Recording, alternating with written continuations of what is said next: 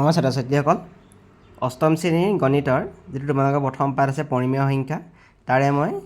MCQ হিচাপে এই প্ৰশ্নখিনি আগবঢ়াইছোঁ তোমালোকে অলপ চাবাচোন প্ৰশ্নখিনি প্ৰথম প্ৰশ্নটো হৈছে আমাৰ -1/3/2 গুণাত্মক বিপৰীত সংখ্যা হ'ব ইয়াৰ চাৰিটা অপশ্যন দিয়া আছে 5/3 1/3/2 -3/5 -5/3 এতিয়া চাওঁ আমি এইখিনি কৰিলে কিমান হ'ব যদি আমি কৰি লওঁ এইখিনি কৰিলে 1টো 3 লগত পূৰণ হ'ব 1 3 গুণ 3 আৰু 2টো যোগ হ'ব তাৰমানে এইখিনি কৰিলে কিমান হ'ব -1 3 গুণ 3 যোগ 2 কিমান হ'ব মানে -5/3 হ'ব এই -5/3 গুণাত্মক বিপৰীত সংখ্যা কিমান হ'ব -5/3 লগত আমি যদি -3/5 পূৰণ কৰোঁ এতিয়া 5 5 কাটিলোঁ 3 3 কাটিলোঁ মাইনাছ মাইনাছ কেঞ্চেল আনচাৰটো কিমান হ'ব 1 তাৰমানে -5/3 গুণাত্মক বিপৰীত সংখ্যা কিমান হ'ব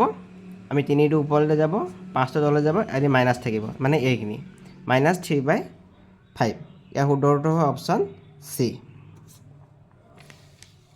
তাৰপিছতো আমাক প্ৰশ্ন দিছে 2 নম্বৰটো পৰিমেয় সংখ্যা p/qৰ গুণাত্মক অভেদ হ'ল তাৰমানে গুণাত্মক অভেদ মানে কি p/q লগত আমি কি পূৰণ কৰিলে আমি একেটা সংখ্যাই পাম আনচাৰটো কিমান হ'ব গতিকে আনচাৰটো হ'ব আমাৰ 1 p/q লগত আমি যদি 1টো পূৰণ কৰোঁ আমি p/q পাম গতিকে p/q গুণাত্মক বিপৰীত সংখ্যা হ'ব গুণাত্মক অভেদ হ'ল 1 গুণাত্মক বিপৰীত কোৱা হ'লে আমাৰ বেলেগ হ'লহেঁতেন 3 নম্বৰ প্ৰশ্ন কৈছে আমাক এইটো আমাৰ কৈছে কি দিয়া আছে 2/3 into bracket 4/5 plus 1/2 equal to 2/3 into 4/5 ইয়াত কি বিধি প্ৰয়োগ হৈছে ইয়াত বিধিটো কি বিধি প্ৰয়োগ হৈছে সুধিছে আমি দেখিছোঁ ইয়াত 2/3টোৱে প্ৰথমতে পূৰণ হৈছে 4/5ৰ লগত 2/3টোৱে 4/5ৰ লগত পূৰণ হৈছে ইয়াত প্লাছ চিন আছে প্লাছ চিন পাতিছে আকৌ 2/3টোৱে 1/2ৰ লগত পূৰণ হৈছে গতিকে এই বিধিটো কি হ'ব পাৰে ইয়াত অপশ্যন দিয়া আছে সহযোগ বিধি বিতৰণ বিধি বিনিময় বিধি এটাও নহয় এইটো হ'ব আমাৰ বিতৰণ বিধি 4 নম্বৰ প্ৰশ্ন আমাক দিছে 2 যোগাত্মক বিপৰীত সংখ্যা আৰু গুণাত্মক বিপৰীত সংখ্যা দুটাৰ যোগফল হ'ব অপশ্যন দিয়া আছে আমাক -4/3 2/3 -3/2 1/2 এতিয়া কৈছে 2 যোগাত্মক বিপৰীত আমি জানো যে 2 যোগাত্মক বিপৰীত সংখ্যা কিমান হ'ব -2 আকৌ গুণাত্মক বিপৰীত সংখ্যা হ'ব 2 1/2 দুটা যদি আমি যোগ কৰোঁ যোগ কৰিলে কিমান হ'ব 2 থাকিলে আমাৰ লসাগু হিচাপে 2য়ে -12 কৰিলে -4 হ'ব +1 তাৰমানে কিমান হ'ব -3/2 গতিকে ইয়াৰ শুদ্ধ অপশ্যন অপশ্যন চি -3/2 5 নম্বৰ প্ৰশ্নটো দিছে a+2 যোগাত্মক বিপৰীত সংখ্যা হ'ব a-2 -a-2 -2 + a আৰু 0 দিয়া আছে আমি জানো যে যোগাত্মক বিপৰীত সংখ্যা মানে কি কোনো এটা সংখ্যাৰ লগত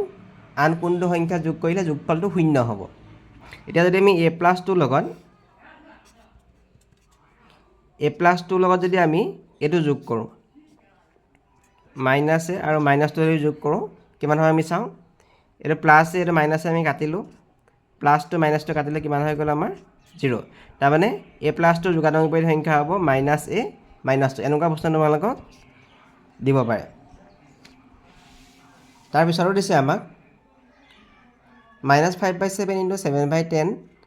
10/9 গুণাত্মক বিপৰীত সংখ্যা কিমান হ'ব অপশ্যন দিয়া আছে -9/5 1 5/9 0 এতিয়া চাওঁ এইখিনি আমাক দিছে এইখিনি প্ৰথমে পূৰণ কৰি লওঁ কটাকটি কৰি লওঁ 7 7 কাটি দিলোঁ আমি 10 10 কাটি দিলোঁ কিমান থাকিলে আমাৰ ইয়াত থাকিলে ওপৰত থাকিলে 5 আৰু তলত থাকিলে 9 ইয়াৰ লগত কি পূৰণ কৰিলে আমাৰ গুণাত্মক বিপৰীত বুলি কৈছে কি পূৰণ কৰিলে আমি 1 পাম গতিকে ইয়াৰ লগত যদি আমি 9/-5 পূৰণ কৰোঁ তেতিয়া 9 আমি কাটি দিম 9 কাটি দিলোঁ 5 কাটি দিলোঁ -5 কাটি দিলোঁ কিমান থাকিলে 1 তাৰমানে এইখিনি আমাৰ গুণাত্মক বিপৰীত সংখ্যা কিমান হ'ব 9/-5 গতিকে ইয়াত a নম্বৰটো শুদ্ধ হয় 7 নম্বৰ প্ৰশ্ন -2 আৰু 1ৰ মাজৰ এটা পৰিমেয় সংখ্যা হ'ল অপশ্যন দিয়া আছে আমাক 0 2 -3 40/0 ইয়াৰ শুদ্ধটো আমাৰ 0 হ'ব -2 1ৰ মাজত থকা পৰিমেয় সংখ্যা হ'ব এটা 0 8 নম্বৰ প্ৰশ্ন দিছে তলৰ কোনটো পৰিমেয় সংখ্যা 10/1তকৈ ডাঙৰ ইয়াত দিয়া আছে আমাৰ অপশ্যন 15/1 20/1 2/1 আৰু 11/1 এতিয়া ইয়াত শুদ্ধ উত্তৰটো হ'ব আমাৰ 2/1 তাৰপিছত দিছে আমাৰ -13ৰ গুণাত্মক বিপৰীত সংখ্যা হ'ব -13ৰ গুণাত্মক বিপৰীত সংখ্যা হ'ব -1/13 কাৰণ কেলে 13ৰ লগত -13ৰ লগত যদি আমি -1/13 পূৰণ কৰোঁ -13 কাটি দিলোঁ মাইনাছ মাইনাছ কেঞ্চেল কিমান থাকিলে 1 10 নম্বৰ প্ৰশ্ন ৰাইট ট্ৰু অৰ ফলছ মানে শুদ্ধ সঁচা নে মিছা লিখিব লাগে আমাৰ 0 এটা পৰিমেয় সংখ্যা আমি পৰিমেয় সংখ্যাৰ যিটো উদাহৰণ পাইছিলোঁ তাত পৰিমেয় সংখ্যাটো p/q ৰূপত প্ৰকাশ কৰিব লাগিব আৰু q not equal to 0 হ'ব লাগিব আমি 0টো যদি আমি প্ৰকাশ কৰোঁ 0টো আমি এনেকৈ প্ৰকাশ কৰোঁ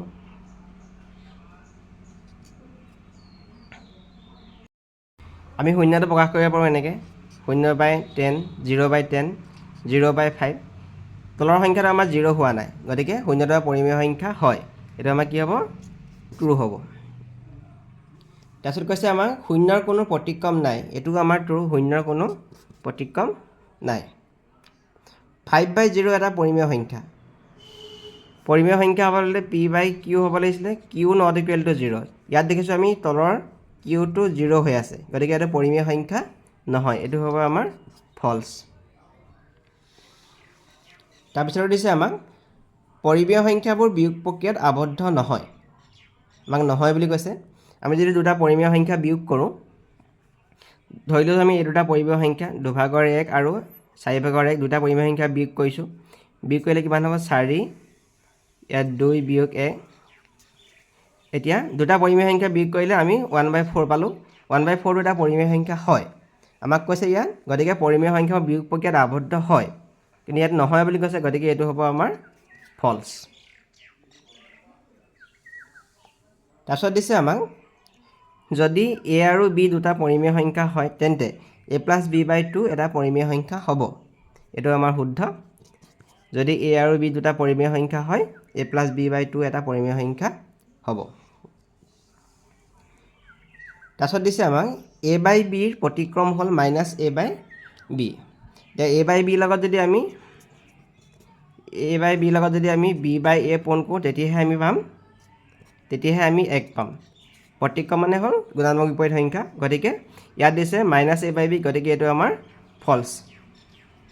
এইটো আমাৰ কি হ'ব ফলছ যি নম্বৰটো দিছে আমাক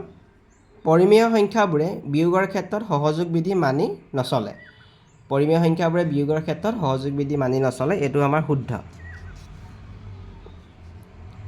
তাৰপিছত কৈছে কি পৰিমেয় সংখ্যাবোৰে যোগৰ ক্ষেত্ৰত সহযোগ বিধি মানি চলে পৰিমেয় সংখ্যাবোৰে যোগৰ ক্ষেত্ৰত সহযোগ বিধি মানি চলে এইটো শুদ্ধ কিন্তু বিয়োগৰ ক্ষেত্ৰত আমাৰ সহযোগ বিধি মানি নচলে